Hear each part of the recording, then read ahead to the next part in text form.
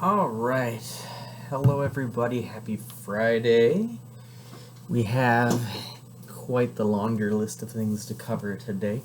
The agenda is obviously things I've learned, some side notes, and a couple, I would call it, house cleaning activities, giving credit where credit's due for some of the people that have supported us from the get-go here. So, without further ado, let me get a drink and then we'll get started.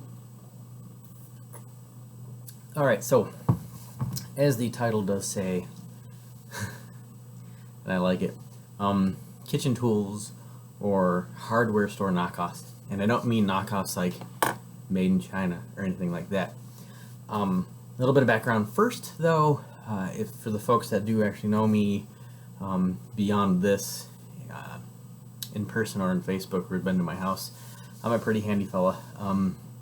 I've built a cabin from the ground up. I renovated the kitchen. I put a deck on the back of the house. So I know tools pretty well. My father and then my grandfather both had shops, and I was able to play in them for since I was pretty young. So I'm not a stranger to what a hammer is, what a socket is, so on and so forth. Welding, I'm not great, but I can do it, so I'm not a stranger to it. So as I started paying attention, though, to baking because of this, I started noticing a correlation between the two. And the first thing really was that set it off for me is my family did a chili cook-off for the BBBB for lacrosse, and we made 12 some odd gallons of chili, and it was a giant pot on my mom and dad's stove and one here, and they were using a spoon to stir, right, and as much as they could, and default for what I think of is, and you've seen this on our KitchenAid, but different context, right? It's a whisk, it spins, it mixes, and all that stuff. But when we were doing a pot that big, I was just like, it would work really well, and we do this for mixing paint and whatnot in the construction world, and everything else. They sell it for like $5 at the store, right? And obviously you could see I've used it. I was just like, hey, you know what? This would have worked really well. It probably would have pureed everything. But the question then comes to mind is, what came first? Was it something like this, or was it, the equivalent that goes into a big pot mixer? Right? So that's the question is, all right, so could I use this for the same thing? Right? It doesn't really stop there. The next one, may be a little bit more difficult for the folks who haven't really done anything in woodworking and whatnot, but rolling pin, specifically this one, I believe is bamboo. Bamboo. But to me, and to maybe some of the other people out there, this is a wooden dowel, right? Rolling pins have handles. This is just a flat, round dowel, or, it could be a closet, a very tiny closet rod, something like that. So again, what came first? Was this just like sitting left over in someone's wood pile, and they're like, you know what?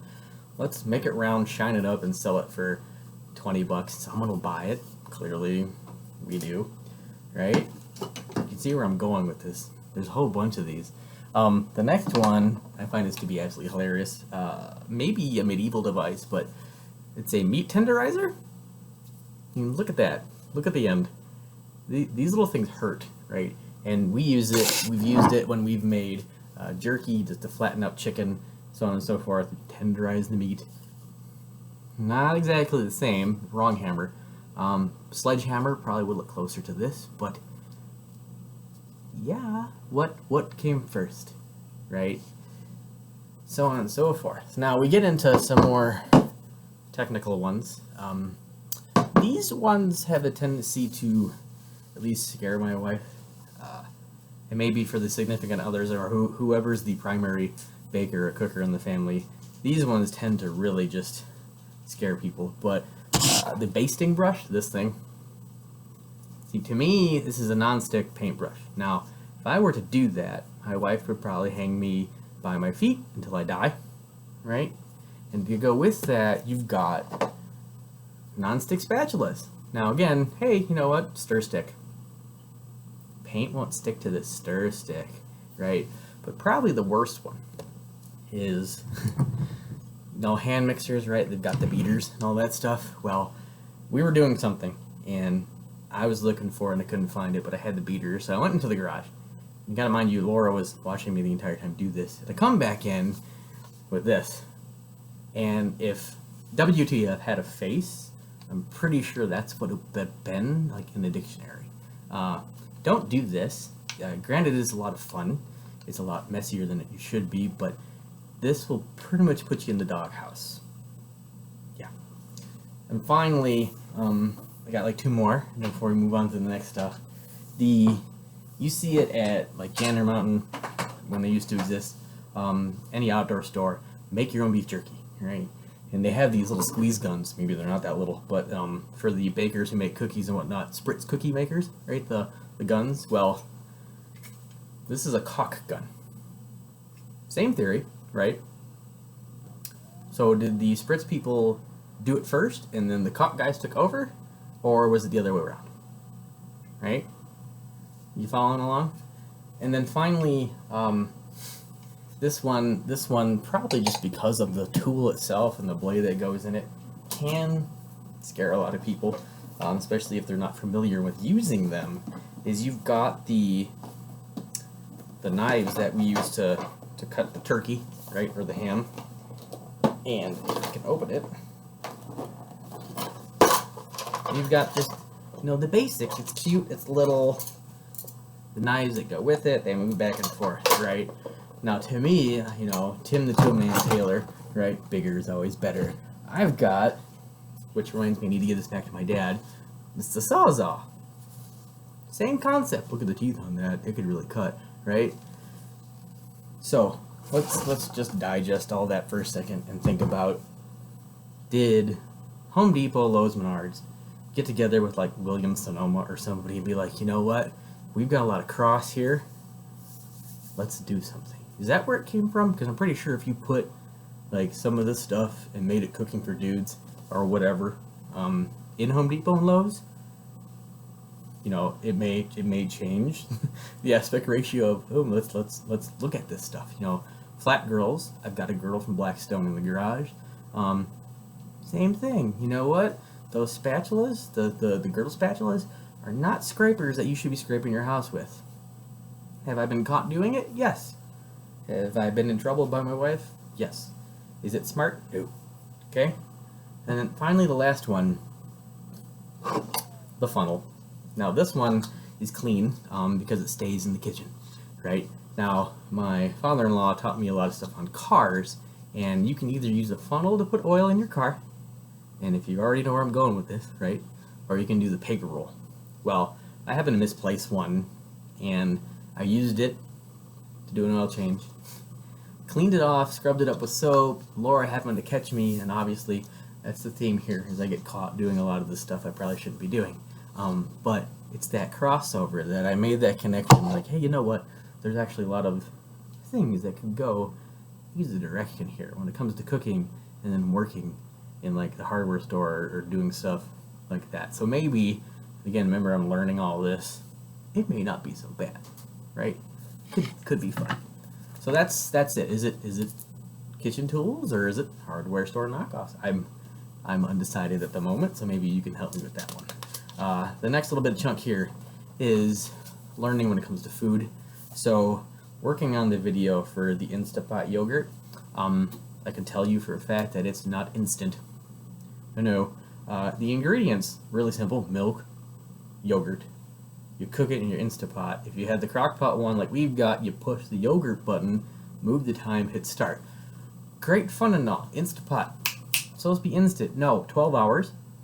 And then you got to dump it out, let it strain for like another 8.